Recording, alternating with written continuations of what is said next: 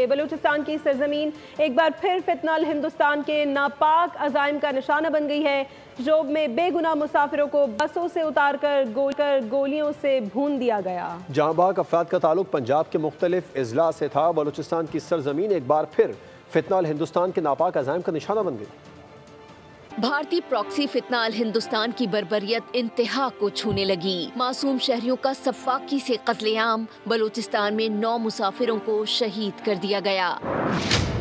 कोयटा से पंजाब जाने वाली 2 बसों को जोब में रोका गया। सफाक दहशतगर्दों ने 9 मुसाफिरों को अगवा किया और बाद में कत्ल कर दिया गया। जहां बहक अफराद का ताल्लुक पंजाब के मुख्तलिफ शहरों से है।